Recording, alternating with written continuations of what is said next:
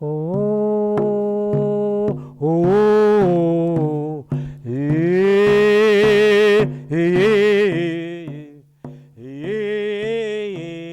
yeah. Oh, hey, hey, hey, hey. Oh, oh, hey, hey, hey, hey. Oh, oh, yeah, yeah. Thank you. Thank you, my dear beloved ones. And it is customary among our people to always share a song to welcome everyone. And we have the same word for singing and crying in our native language. We call it si'il. That's the Samish language here, si'il or si'il. And the people say, when you're born in this world, we all sing the same song, we all cry. And then when you leave the world, when you die, your relatives sing all the same song. They cry. Sometimes tears of sorrow, sometimes tears of joy, depending on the relative.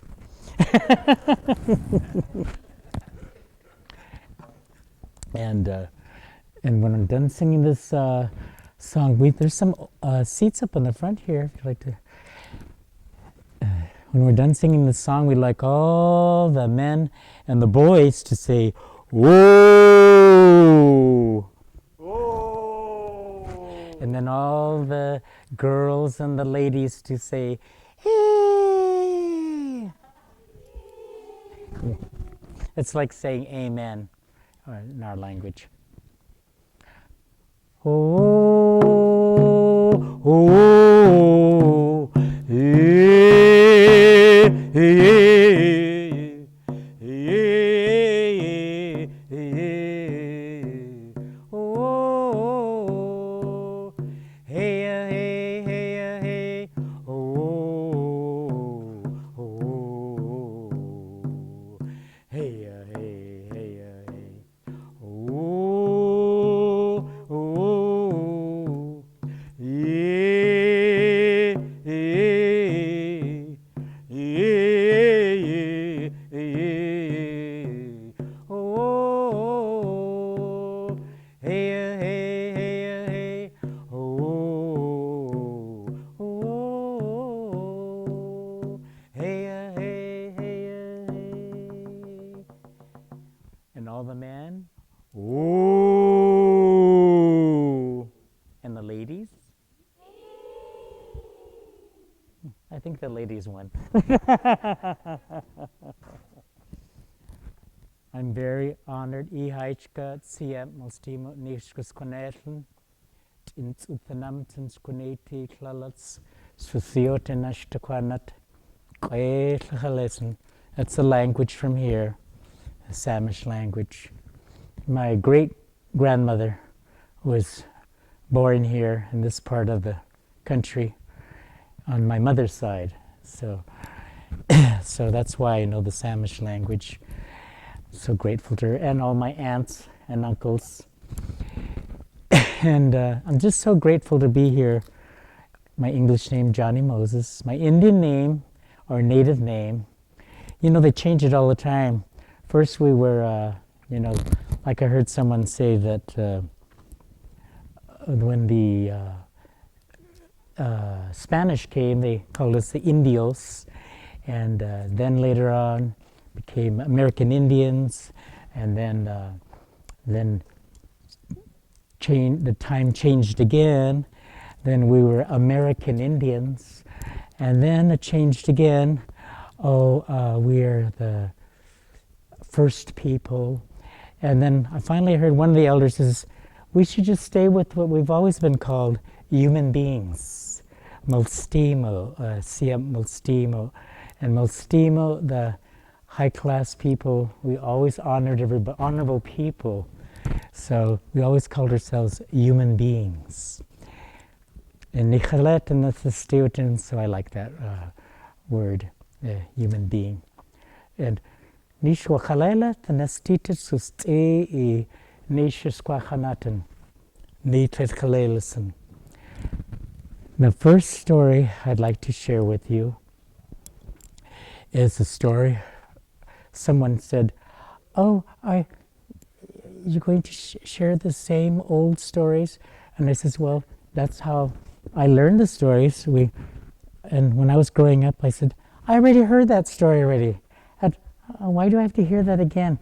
And I'd hear it, the same story from different elders over and over. But the reason why they'd share it over and over again is because your level of maturity. If when you're a baby or a child, a teenager, adult, elder, you hear the same story, but it has a different meaning every time. It's not the same meaning as you mature and you grow with the stories. So, this is why our people, I believe, this is another reason why I believe our people never had Alzheimer's a long time ago, because they repeated the same stories so many times that, yeah, I mean, you heard them all the time, so you could never forget them. And they didn't have Alzheimer's. But Auntie Vi, my beloved Auntie Vi Hilbert, Takshablu, who's from the Upper Skagit, she was also had Samish heritage, more from the mainland. Her mother was from Dwa'a, they're the lower Samish, and those people, the Samish, were in Quemas Island, and then the mainland there in Samish Island. So they also spoke Duchlishitsid, and then the Samish, or Thapsh they call it. Every island had a different dialect, and so you'll get to hear some of the different dialects. And this was her favorite story. She used to say it was her signature story. And it's become kind of like my signature story too, because I just love this story. If you're listening, you may say Habu if you're listening. And when you respond, when I stop talking, you're letting me know that you're listening to the story. When you say Habu, yet you're paying attention. Aslathlil Kwasi Bashtad. Long ago, there lived Lady Laos. Lady Laos, that creepy crawly thing you can hear. Some people call it lice. Well, Altiahik Al. She lived in a real big house. Atalgui Siayah. She had no friends or relatives.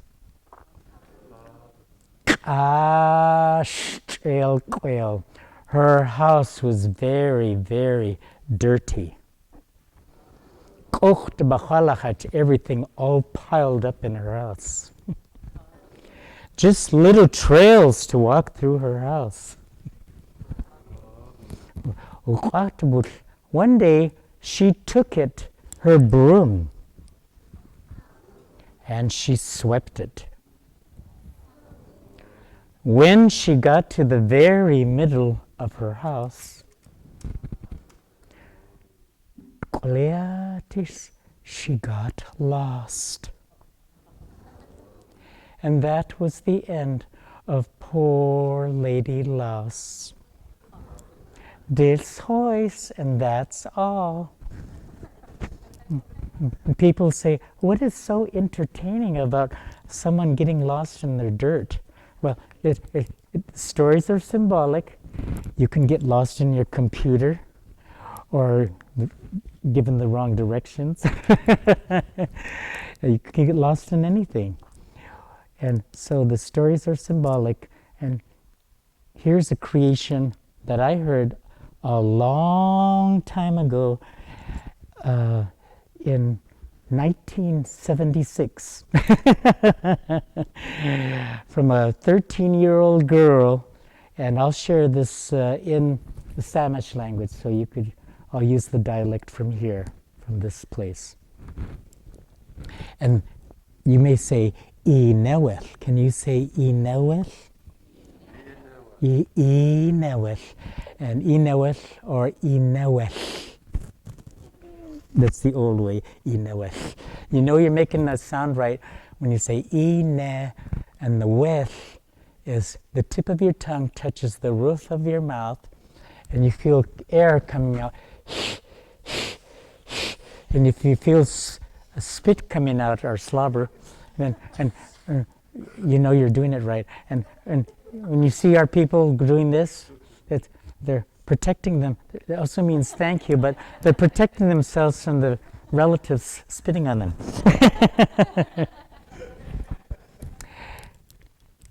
In this story, the 13-year-old girl, her lady Laos was a sponge. Into sponge. Long ago, 1976, Lady Laos lived, and she was a sponge. One day, she decided to jump in the river.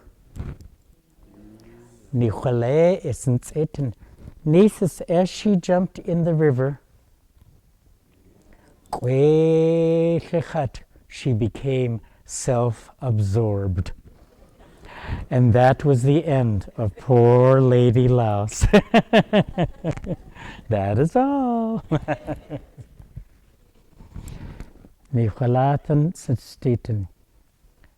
And here's a prophecy story that comes from here in Orcas Island. It comes from the other side of the island here. And their dialect's a little bit different there. And we could just stay with Inewith. And this is we call it the people's story. Ni ichalam tenestitewith nitasquanetus mulstemo.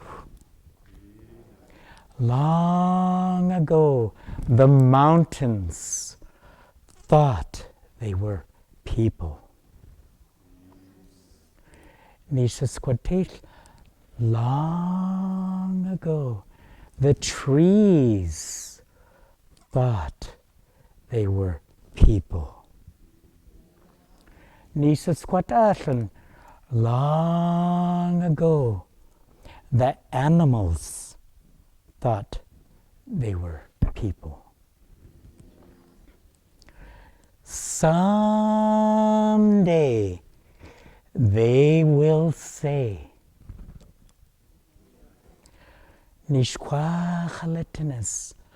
long ago the human beings thought they were people.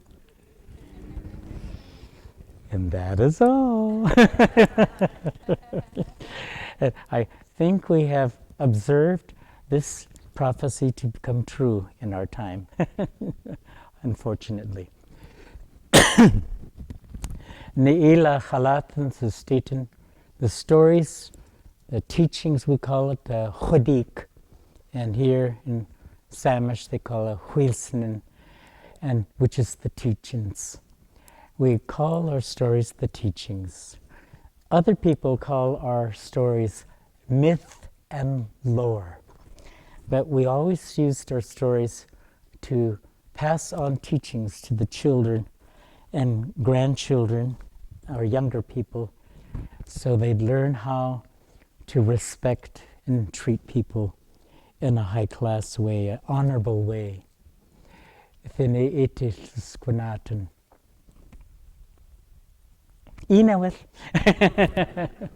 Okay, here is a story that was a favorite among our people in, I think, I'll use a different language. I'll use the Spokane Indian language. Go to Eastern Washington now.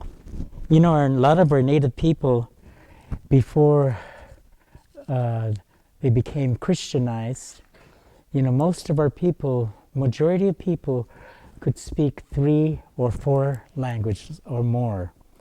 It was customary because people never married in their tribe. They always married outside of their tribe.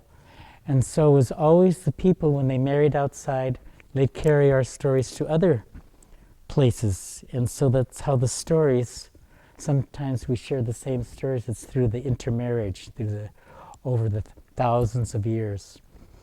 And this was a favorite among a lot of people, the story of Spuputsen. Can you say Spuputsen?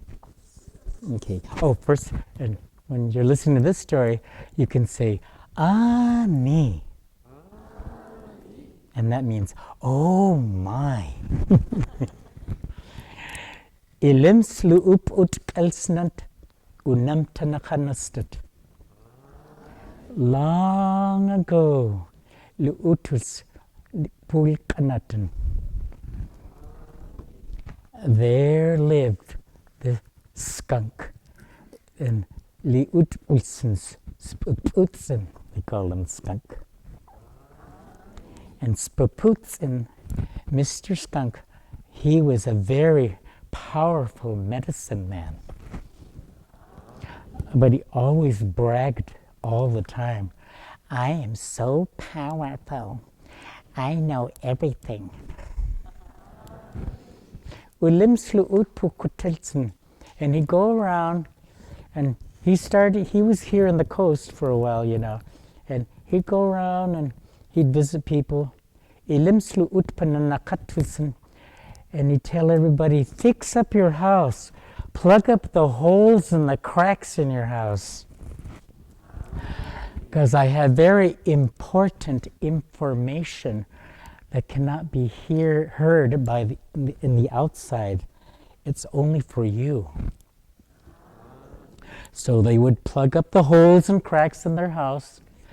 And after it was all sealed up, he would say to them, are you ready for my important information?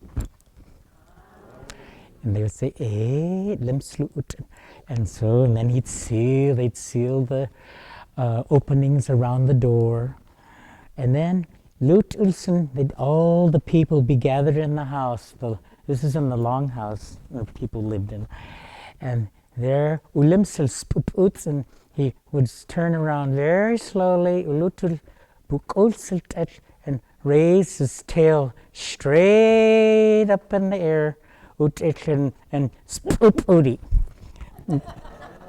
And he would share his important information, and it was called, can you say spupudi? And spupudi is the fart power. And the fart power would fill the room, and everybody died. And as time went on, he continued doing this, traveling to village, and he became a psychosomatic fart killer. There, he went over to eastern Washington, where there in the Spokane, the people live in the houses, the round houses, entrances on the top. Two mole grannies knew he was coming, and these two mole grannies, they were medicine women, and they could tell he was getting closer, and they would talk amongst themselves, and they'd say, we're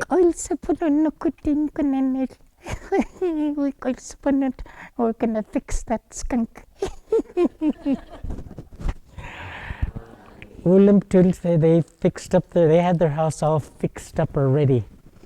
And then they made a big fire. Nice and hot. And Skunk always announced he was arriving. He says, Ulim Sapultan, I am here. I have very important information. Are you ready to hear it? And the mole grannies, they laughed, and he says, we're ready for the important information. And he started climbing down the ladder from the entrance of the hole there. Ulsaputin, as he got part way down, Utal Sapanatan, there they grabbed him on both sides, the two grannies, mole grannies, and they grabbed him, and they pulled him down and sat him on the hot rocks and cauterized you know what. When they cauterized that, he used to have a big hole. That's why you could kill a lot of people, because that big hole and the big fart would come out. And when he cauterized it, it was just a little tiny hole now. And the old people say that's why the skunk can only do a little of that stuff now. Just, cause a little stink, but that's it. And that is all.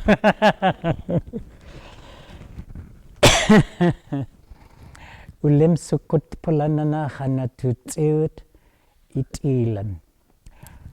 Here's the story that the people always loved to listen to, of how people would take care of one another. There's so many stories of, and this story will be told in Nuchanal, Nootka language, also spoken in Quiddichadot in Nia Bay, Washington. They speak a different dialect there, the Macaw tribe, and so if you're listening to this one, you can say Keklel. Keklel. And this is the story of the necklace. Ela tachit kwatla nishtit. Long ago, everything happened a long time ago. Nothing ever happens now. Long time ago, there was this beautiful medicine woman. Oh, she'd go to the river every day, and she'd talk to the river. And she'd tell the river what she was going to do, and then the river would talk to her.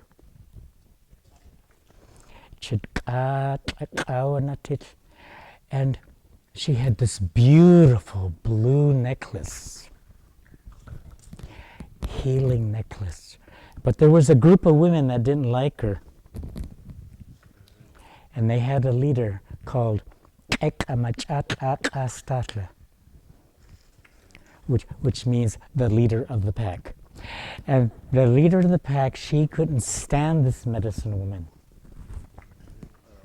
And there, she said, we're going to play a trick on her. She thinks she's so special with her special medicine necklace. We'll fix her. Because they observed her every day, and this was the plan they made. They were going to make new necklaces. And they were going to lie to the medicine woman and say, oh, we better throw these necklaces in the river, and we will play a trick on her, and then she'll take her necklace off and throw it in the river if we do this.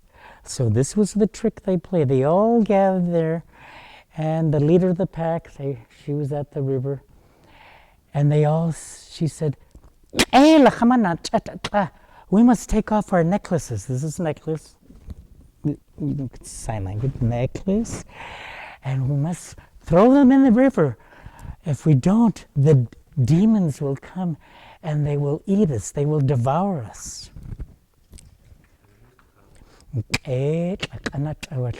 And so, without thinking, the beautiful medicine woman took her necklace off and threw it in the river. You got your river?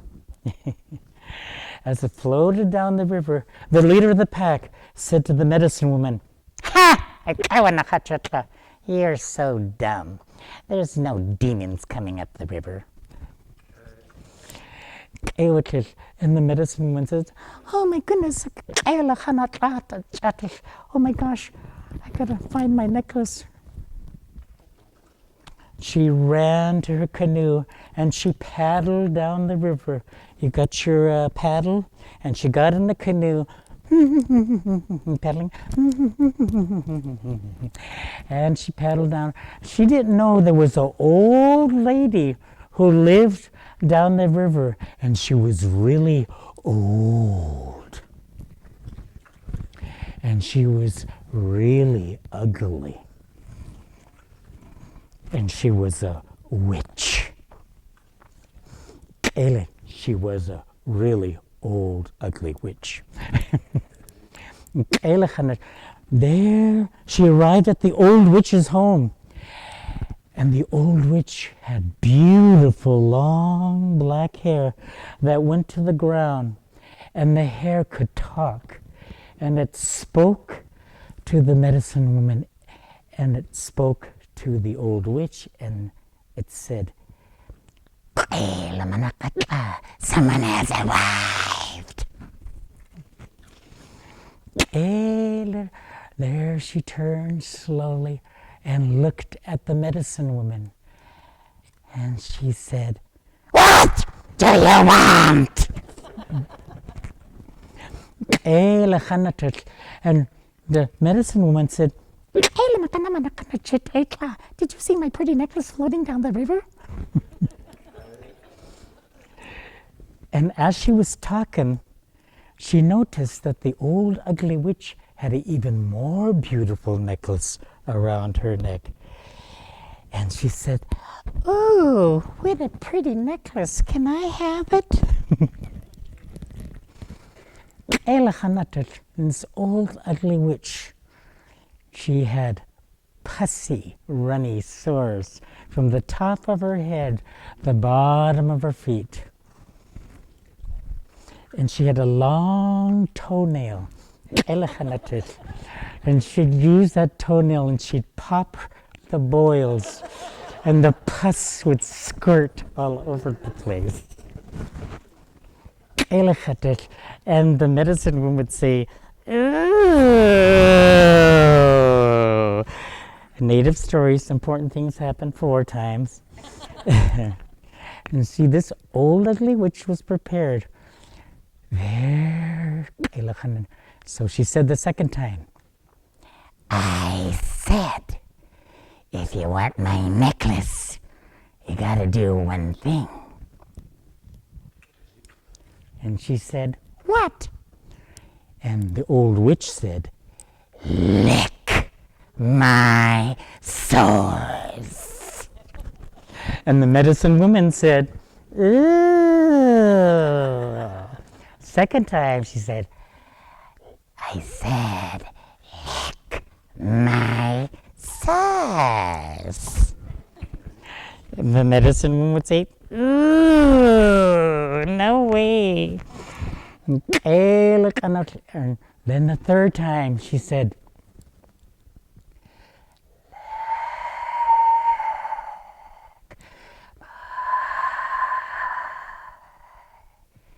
"Sores." And she would say, "Ooh."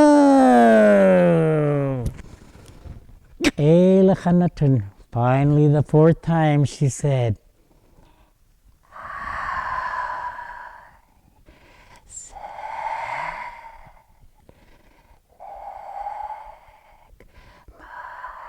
"Sores." And she was going,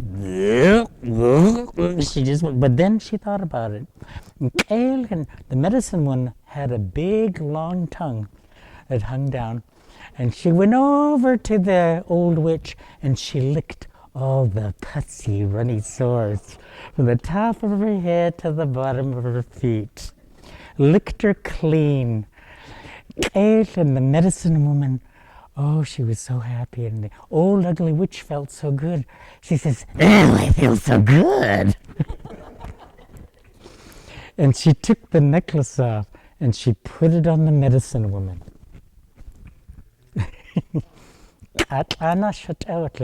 So the medicine woman says, "I better go home now." So she went to her canoe. She got in the canoe, got your paddle, and she paddled back up the river. And there she arrived at home, and there were the group of women that didn't like her and the leader of the pack. And they said, "Oh, you're back." But then they noticed she had an even more beautiful necklace. And the leader of the pack says, "Where did you get that necklace?" And the medicine woman said, "Oh, I got it from some old witch who lives down the river." So they wanted a necklace too. So they all ran to the canoes and they paddled down the river, paddling down the river. They beached their canoes in front of the old witch's home. And the old ugly witch, the hare, said, "Someone has arrived." The old witch turned slowly to look at the group of women, and she said, "What do you want?" And they said, "We want a necklace like you gave that medicine woman." And the old witch was prepared. She just happened to have a brand new necklace on, because she had trunkfuls of brand new necklaces and also trunkfuls of fresh, pussy, runny sores that she added to her body. And she said, "You can have my necklace if you do one thing." And they all said, "What?" And she said, "Lick my sores." And they would say, "Ooh." Second time, "I said, if lick my sores." And they would say, and the third time, the old witch said,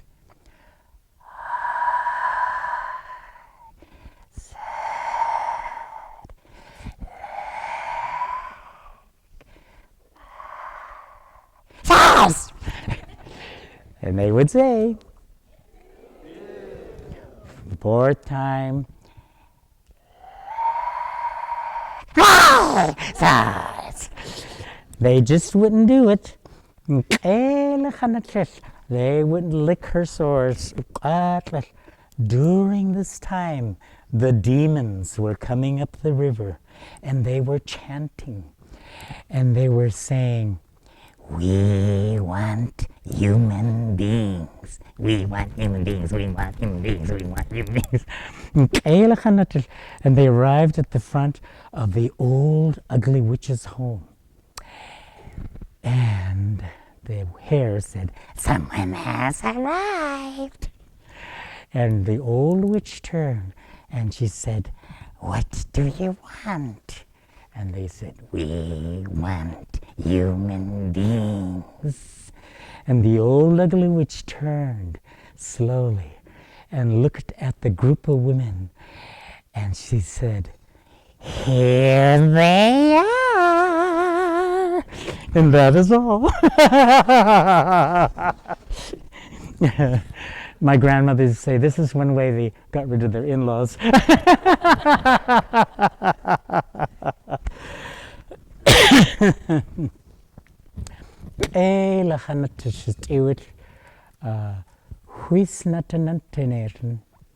I was so grateful to have grandparents and my great-grandparents. I grew up with stories, and I'm the last generation in my family that surviving the residential school, the boarding school. I went to boarding school in Canada, and but I never forgot my language, because my grandparents, that's all they spoke, is their language.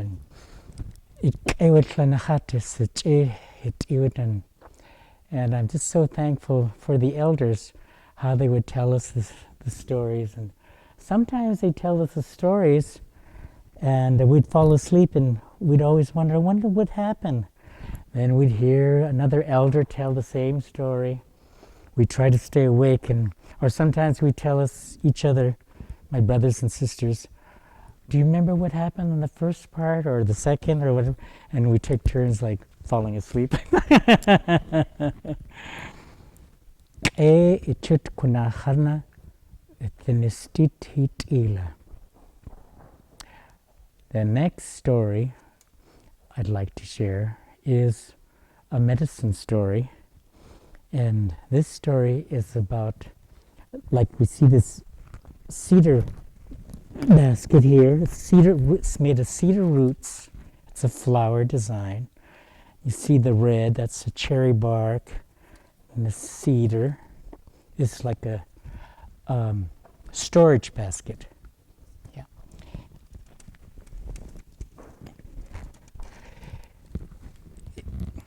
And I'll share this in the Spokane language. And you could just say, Ani. Ilimslu utpana kanawanat. Long ago, again. Ani. Limsluten. There lived the Ayayash girl.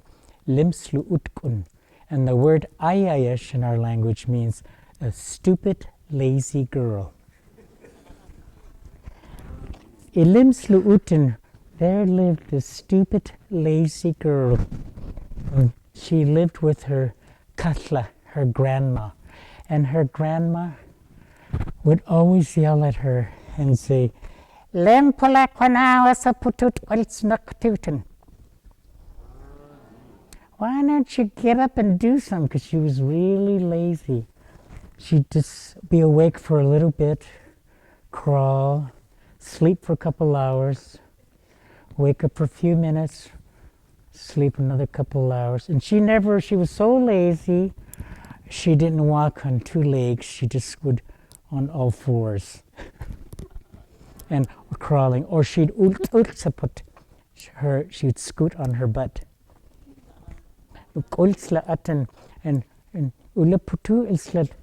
And that's the way she traveled. And grandmother says, you got to do something. Do some kind of work. Find a husband or something. But that didn't work very well either, because she was always tired. And so one day she was leaning against a cedar tree, and the cedar tree got mad at her and said, well, upon the quintals, quit leaning on me. And so she'd wake up for a while and she'd say, Krishna, what did you say? I said, quit leaning on me, get busy, do something.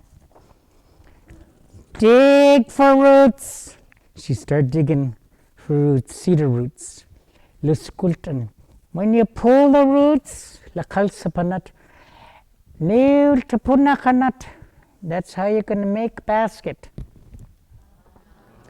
Follow the wind. This is for the round baskets. And move in the counterclockwise. Make your basket that way. When the move in the counterclockwise circle, the power of the wind is very strong. And it will help you. And then she'd say, all right.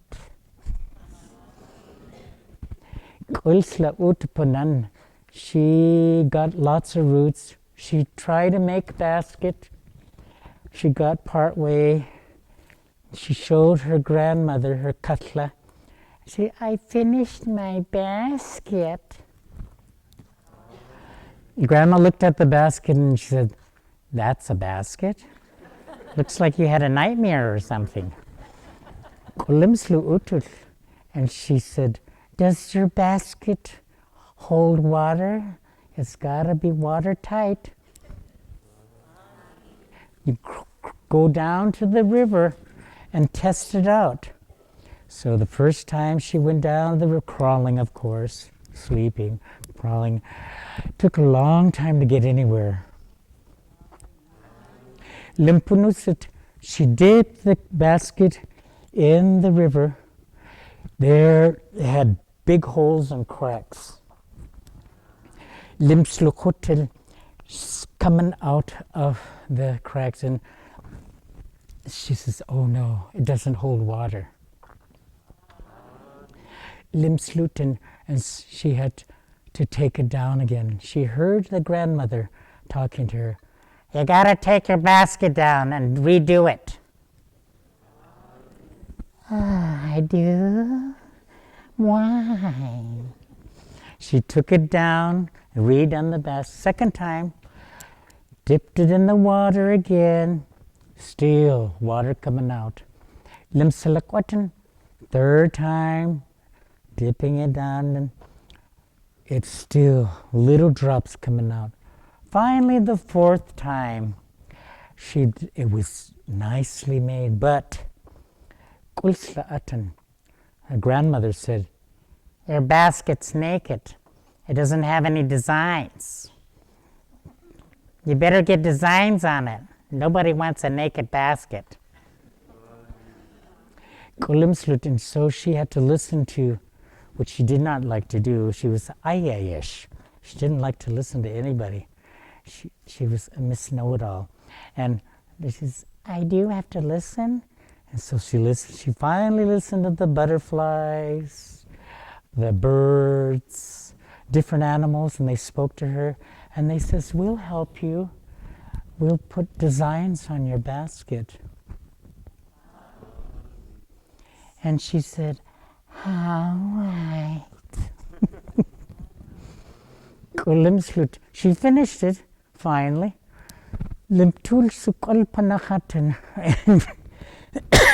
She was so happy.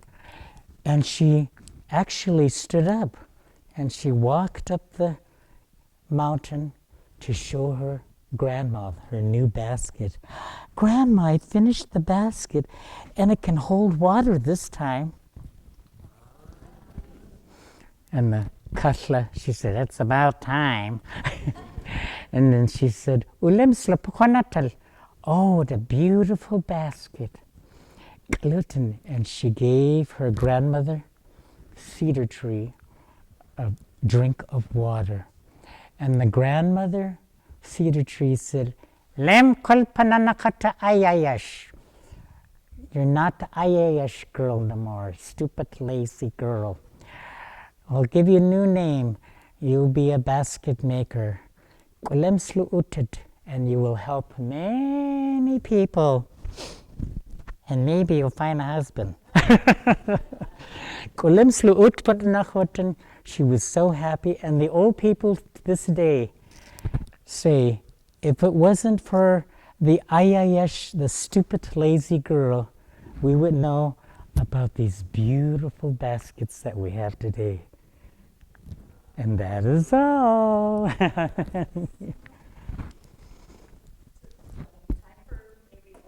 Okay. Oh, yes. Okay. All right. Okay. Okay. How about one of those epic stories that only takes 7 or 8 days? Yes, we have epic stories. We don't only tell our stories, we sing and dance our stories. There's stories that take several days. We have dance stories that go on even for a whole month.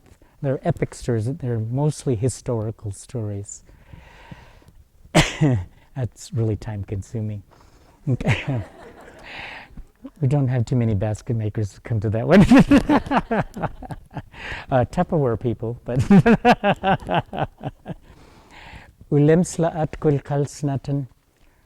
I'm so grateful to the Spirit, and the Great Spirit is a loving Spirit. My grandparents always used to say, always have kindness, share kindness with people.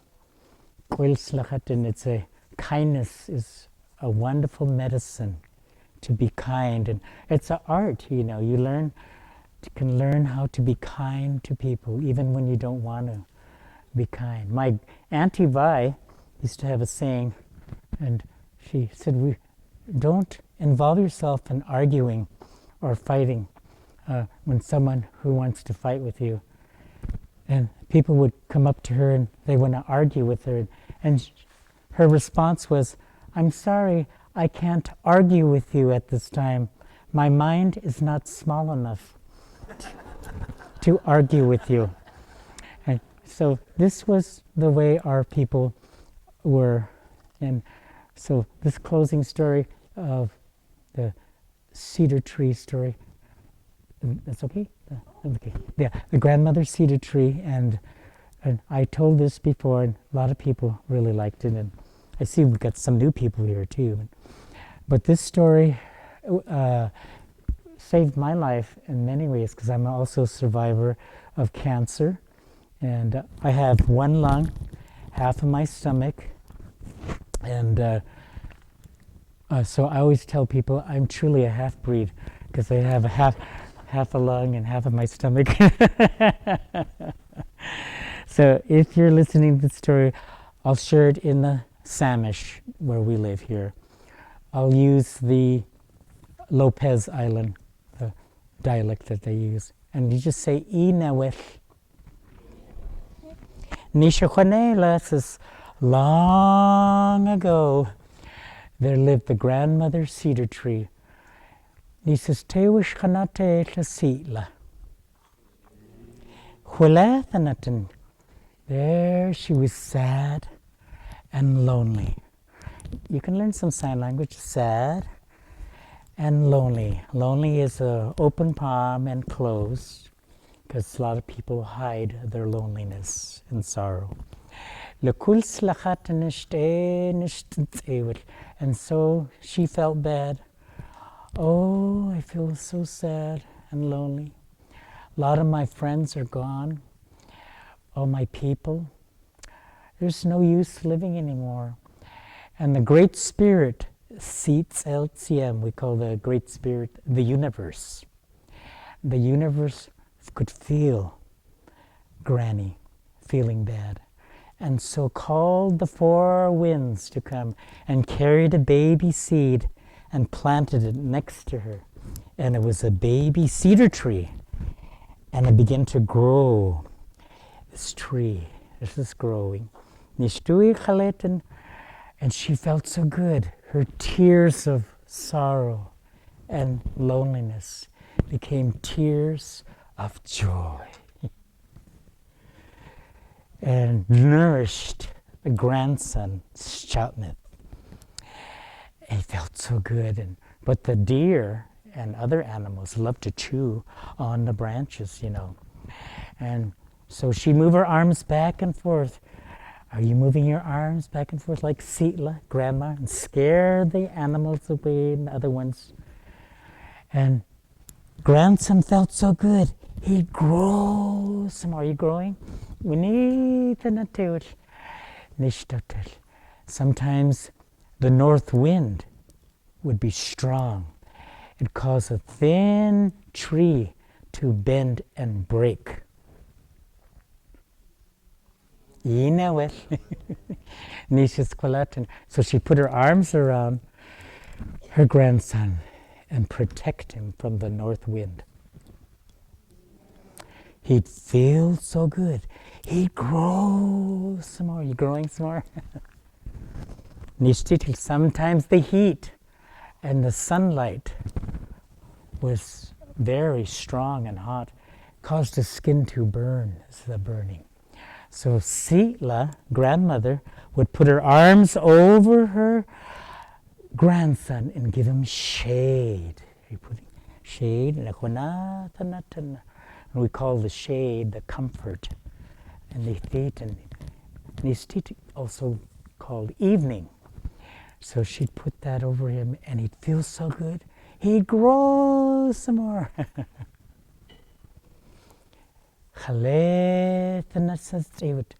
Sometimes grandson felt sad and lonely. And Sitla, grandmother, could feel her grandson's sorrow and loneliness. So she sent her strong mind, you got a strong mind, out to the forest land. This is the forest. And she'd call the birds of many kinds to come and land on her strong arms. And they'd sing beautiful songs for the grandson and carry his loneliness and sorrow away. He felt so good. He couldn't grow any taller anymore, so he started growing this way. And we call it old growth. and oh, he felt so good.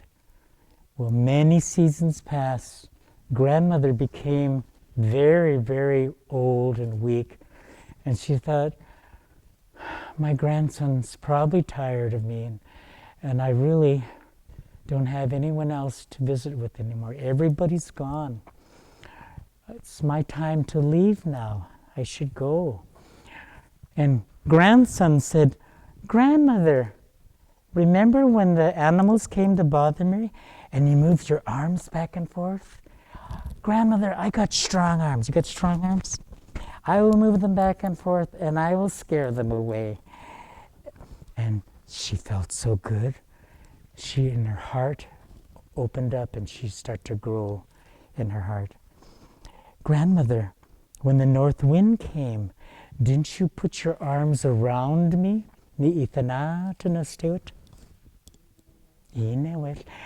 And you protected me? Are you putting your arms around someone? Protect them?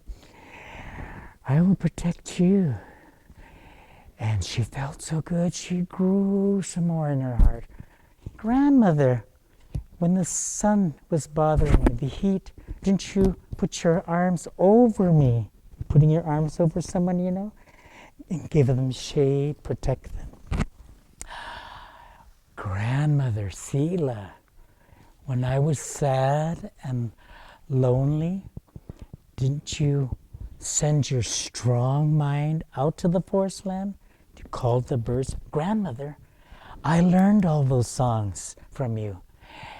I got a strong mind now, and I'll send it out to the forest land. And I will call the